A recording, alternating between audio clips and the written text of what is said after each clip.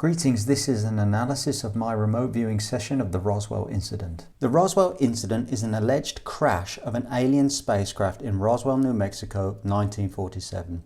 The incident was initially reported to local newspapers as a crashed alien spacecraft. However, later the authorities came in and changed the story to a crash of a simple weather balloon. Decades later, the story became famous because of witnesses and whistleblowers which came forward at the same time as released documents from the US government. Now, there is a huge amount of material online about the Roswell incident. However, the basic points are that there was allegedly a crashed or shot down alien spacecraft. The US authorities came in, collected the debris and retrieved the craft along with dead alien bodies and possibly some which were still alive.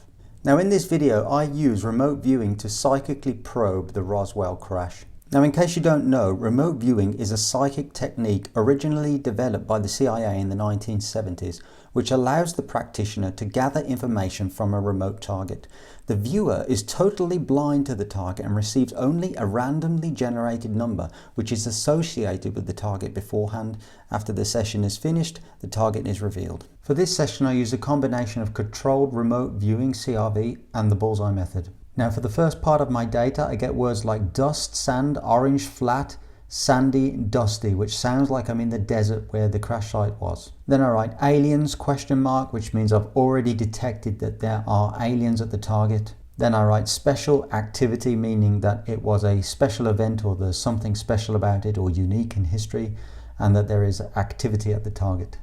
Then I write words like running, fear and panic, and these types of words continue throughout the session, and this could be to do with the idea that the US authorities were actually hunting and trying to capture any aliens which were still alive after the crash. I also write words like destruction, breaking and bruised, which are congruent with an actual crash. Then later I write constricted and suffocating, which is what you may feel if you are inside a vehicle after a crash. Now, interestingly, here I've written the words array, technology and stealing. There are some investigators of the Roswell incident which say that it wasn't a crash at all and that the US government purposefully shot down an alien spacecraft using some type of array, microwave or radio weapon with the purpose of being able to steal that technology, get their hands on it and reverse engineer it. Here I've written activity, people, many people working together, which could be to do with the cover-up and collection operation of the US authorities after the crash. Moving on, I write the word space, or as in outer space, which means it's got an outer space type feel to it. And I also write many more words to do with the actual crash, like falling, damaged and pieces and smashing. Here on my third ideogram, I'm trying to separate the different elements of the target by labeling them A and B. Below I've written that A is a structure or man-made and that part B has people, acting or activity and is a part of history. So after seeing the target and then looking back at the session data, it's clear that part A, which was a structure or man-made, is the craft and the crash, and that part B, the people with an activity and is part of history, is the US authorities collecting all of the debris and the craft and then the subsequent cover-up. If you look down into the central column here of part A, I'm writing stuff which is congruent with a crash, like compressed, tightly bound, compacted, squashed, but there is still space. And then further down I've written snuffed out, suffocated, shut down, crushed and buried. And then at the bottom on the right hand side for part B, I write finding, seeking, rushing, in a hurry, finding out and worried. This could be referring to the feelings of the US personnel who were covering up the incident, collecting the debris and trying to retrieve the craft. So on my third ideogram, I again try to split it, but this time into three parts. Remember that part B represents the people who were around and involved in the crash incident. And for part B, I've written special ancient history, time moving forward, leap, time leap, leap of evolution, subsequent finding, ancient structure. So this could mean that for those people who got their hands on the technology, it was a special event in history, and for them it represented a significant leap of evolution, a technological leap of evolution forward. Now, obviously I didn't know what the target was at the time of doing the session, but after receiving the feedback and looking back at this sheet of data, it seems clear that part A was something to do with the spacecraft itself, Part B was a mixture of the crash, the craft, and the people, the humans which were around the crash site and incident. And part C is possibly coming from any alien beings which were there at the time. For part C I write running, escape, destruction, panic, attack. Now these words are congruent with the idea that the alien spacecraft was shot down and then the aliens were captured. But notice the information comes or was written down backwards. First they were attacked, then the aliens panicked, then there was destruction of their ship, they crashed, then they tried to escape by running. Then I write, this session feels a little hard, exhausting, meaning mentally exhausting. I don't know why, it's concerning. And then I've written, is this a feeling, question mark, meaning, is this my feeling? Is this coming from me, or are these feelings coming from the target? Now, many researchers understand that these types of aliens do have strong psychic abilities. So if these aliens really did go through a traumatic experience like running, escape, and being shot down, then these negative feelings from them would come through very strongly. Now here in my stage 3, I'm trying to draw diagrams of the different elements. Now don't forget that the different elements of the target are the crash itself, the spacecraft and any technology, then people and aliens, life forms mixed together. Then I make separate ideograms for part A and part B to try to find out what they are. So for part A I've written indomitable, which means cannot be subdued or defeated.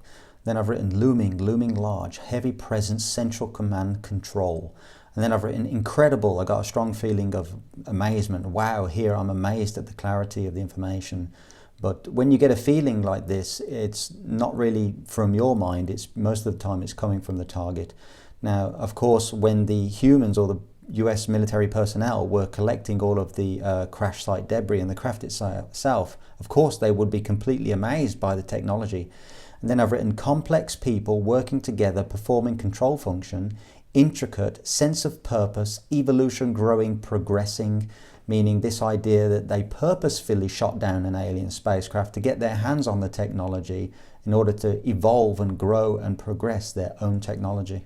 Then I've written inevitable, question mark. And then I asked myself, what does this mean? Did they know that did they know the future? And then I've written, they planned for it, they were preparing for it, which is an indication that they were actually planning and preparing to shoot down an alien spacecraft to get the technology. And then I've written inevitability, cataclysm, destruction meaning to shoot down the craft. And then at the bottom again I've written, I feel amazed at the session.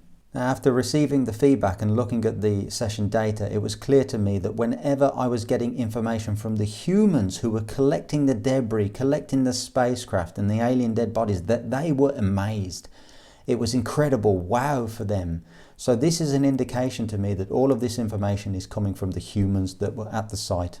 Now moving on to my part B, which I guess is probably to do with the aliens, and starting at the bottom, I was focused on a person. It says a person of significance, leader, focused, big brain, strong mental presence, focused, concerned, is focused on something, doing, and he was concerned with hierarchy, relationships, dynamics amongst people, and he was old. I kept getting the idea throughout this session that there was something old and ancient, and after getting the feedback, the only thing at the target which could be old or ancient would either be the alien spacecraft itself or the aliens themselves. Then I've written activity, searching, so it's an idea that the aliens were actually doing something, and then look how the data flips. Chaos, suddenly there's a lot happening. People, dynamics between them, they're in a rush to do something. It's slightly chaotic, they're panicking. Why? Because of the future. They're going to be lost forever. There's an impending doom. Cataclysm, foretold, ancient and brainwashed. So this could be the point where they were actually shot down. And then at the bottom there I've written, I feel like mentally exhausted. Now I wrote that above, and after looking at the session, going back to it and looking at it after I got the feedback, I realized that whenever I was getting data specifically to do with the aliens themselves, I got this feeling of being mentally exhausted. The session is useless, it's over, it's crap, it's rubbish, throw it away, it's all wrong, it's an AOL, just give up, start again. I kept getting these extremely negative feelings, and I realized that it was coming from the aliens. Now I move on to the bullseye method. If you don't know what the bullseye method does, it allows your brain to, or your subconscious mind, to draw the elements of the target in a pictographic form. So that means your mind will choose a pictograph to represent the gestalt of the target and draw that.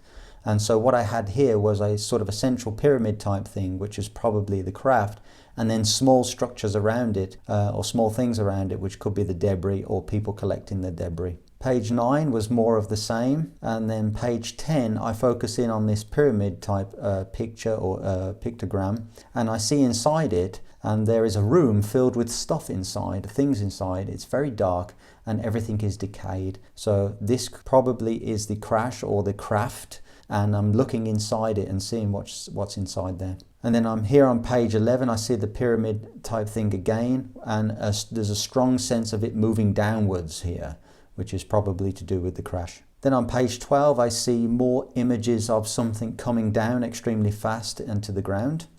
On page 13, again, I see a sort of a pyramid type shape with waves going up and down the edges, and above it there was a strong vertical movement, and directly above was a large orange sun. Now this could be anything, including the spacecraft, its fall to the earth, and including any type of electromagnetic weapons which were used to shoot it down, or an electromagnetic storm. Now on page 14 for the bullseye method, I see people. I see people crowded around. I see a person bending over next to a structure, and then again I see it more clearly. The person is bending over and then doing something on the ground. They're focused on something. That this could be that they are collecting the debris. And the structure nearby is obviously the spacecraft. But at the time I had a strong AOL of the pyramids, and I was interpreting this as a pyramid structure. Again, I write, I have a sense of futility about this session. There's no point, it's an AOL. I know what it is, it's ruined. So I'm getting extremely negative feelings here from the target. On page 15, I see in my mind a vision of a black-yellow sky and a sense of foreboding, impending doom. I see an angled structure, which could be the spacecraft, and around it lots of small things, which could be the debris or people, and there's an activity associated with them. Then I see a bird's eye view of a pyramid structure with waves going down it. And on page 16, I see the same thing again, but these waves have turned into white flames, and these flames are going up the side of the edges of the pyramid, and there's some type of downward or upward thing above it. So for stage 4, it's more of the same stuff. I've written fear, urgency, worried, hurry up, and I personally felt like I wanted to give up. I've written scary, fearful of what? The future. Why? Because it's doomed. And then I've written special, foretold, cataclysm, and then I've written fear, escape, run, hide, safety. Escape from the doom, buried because of the crash. And then I've written tools. Obviously there are tools at the site because the military would bring tools. Stone, rock, because it's in the desert. And then I've written fascia or facade. And then more stage 4, I've written looming, controlling, fear, controlling, escape. I've written fear, dread, ancient, and special event.